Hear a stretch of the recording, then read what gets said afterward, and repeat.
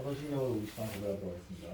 전능하사 전쟁을 마치시는 하나님의 아버지를 믿사오며 그 외아들 우리 주 예수 그리스도를 믿사오니 이제 성령으로 이 땅에서 공동령을 행하시고 근데 그들에게 권한을 받사 십자가로 받아 주시고 강한 제사만의 주자 가운데서 다스리시며 하늘로서 전능하신 하나님의 계시다가 저희로서 산자와 중자를 심판하고 주시며 성령을 믿사오며 거룩한 공예와 성도와 거듭함과 죄를 사하주시는 것과 모든 재산과 영원히 사는 것을 믿사옵나이다. 아멘. 오늘 말씀은 고린도전서 14장 40절입니다.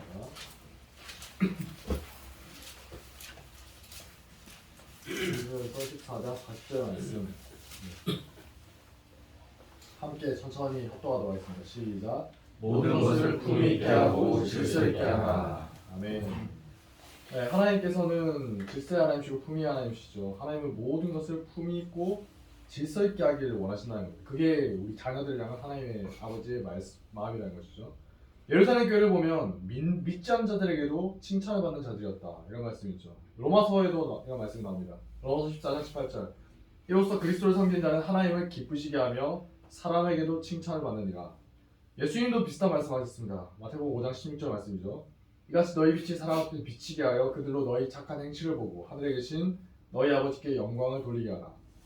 우리가 무례하지 말아야 한다는 것입니다. 사람들에게 우리가 무례하게 대하고 거칠게 대하다면 그건 우리가 용감한 것이 아니고 교만이고 자기의일 뿐이라는 거예요. 나의 부족함과 약함 때문에 하나님의 복음이 진리가 거부당하게 만들어서는 안 되겠죠. 세상 말 중에 이런 게 있지 않습니까? 영화에 나온 말인데 너나 잘해라. 네. 사람 죽이고자 해도 살인자가 생명의 고귀함을 원한다면 아무도 믿지 않겠죠. 사기치는 사람이 약속의 중요함을 말한다면 아무도 믿지 않을 것입니다. 이것처럼 누가 그런 말을 하냐는 게 굉장히 중요하다는 거예요. 세상은 우리를 보고서 하나님과 교회에 대한 이미지를 가지게 된다는 겁니다. 나는 부족하지만 내가 아니라 하나님 보십시오. 이렇게 말할 수가 있는데 그 자체로 맞는 말이에요. 하지만 언제까지 그게 우리의 핑계가 될 것이냐라는 것입니다. 복음은 원래 거스르는 거예요. 세상이 불편하게 여길 요소가 많이 있습니다. 아무리 우리가 온유하고 겸손하게 복음을 전해도 언제든지 반발하는 자들이 있기 마련이라는 거죠. 예수님과 사도들과 선지자들조차도 반발을 사고 핍박당했어요. 아까 칭찬받았던 예루살렘 교회 어떻습니까? 핍박이 임했습니다. 어차피 핍박과 고난은 올 수밖에 없다는 거예요. 다만 무엇 때문에 오는 핍박과 고난이냐? 나의 부족함 때문에 오는 것이냐? 복음의 내용 때문에 오는 것이냐? 그게 중요하다는 거예요.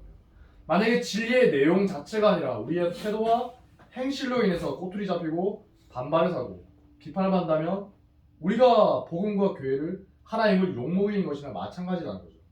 우리의 약함과 교만으로 인해서 하나님과 복음을 욕되게 한다는 겁니다.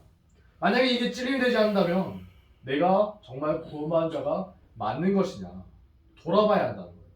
누군가 자기 부모를 욕하면 화가 나죠. 그게 정상입니다. 근데 자기 스스로 부모를 욕먹이는 일을 하면서도 그걸 모르고 있다면 어리석은 자라는 거예요.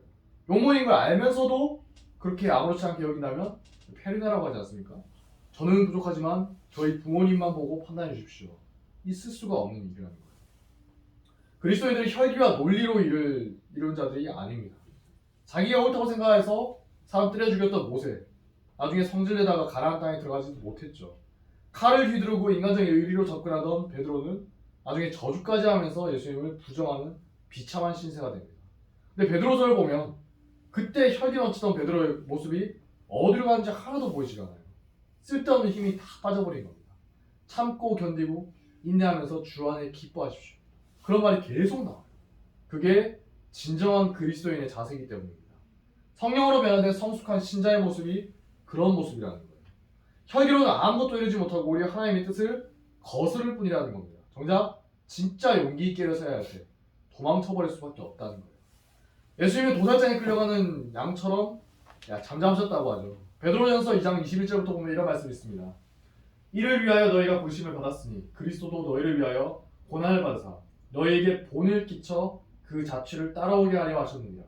그는 죄를 범하지 아니하시고 그 입에 거짓도 없으시며 욕을 당하시되 맞대어 욕하지 아니하시고 고난을 당하시되 위협하지 아니하시고 오직 공의로 심판하신 이에게 부탁하시며 친히 나무에 달려 그 몸으로 우리 죄를 담당하셨으니 이는 우리로 죄에 대하여 죽고 의에 대하여 살게 하려 하시리라.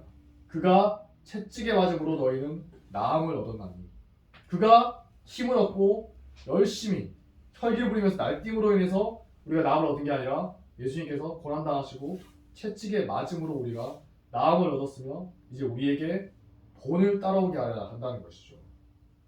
베드로가 성령으로 충만하게 되니까 이전에는 절대 이해하지 못했을 말이지만 성령으로 충만하게 되니까 깨달은 사실이라는 것입니다. 여러분 우리 안에 있는 진리가 있죠. 그 진리를 선포하고 또 교회로 신자로 살아갈 때 이런 예수님의 본을 따른 자들이 되시기를 주님의 이름으로 축복합니다. 주기도문으로 마무리하도록 하겠습니다. 하늘에 계신 우리 아버지여 이름이 그렇게 영원하시오며 나라의 마옵시며 지시는 것을 같이 땅에서 이루어지이다. 오늘날 우리에게 원하는 것을 주옵시고 우리가 우리의 죄진 자를 사하여 주옵소서. 우리 죄를 사하여 주옵시고 우리를 시험에 들게 하지 마옵시고 다만 악에서 구하옵소서. 대개 나라와 권세와 영광이 아버지께 영원히 있사옵나이다. 아멘.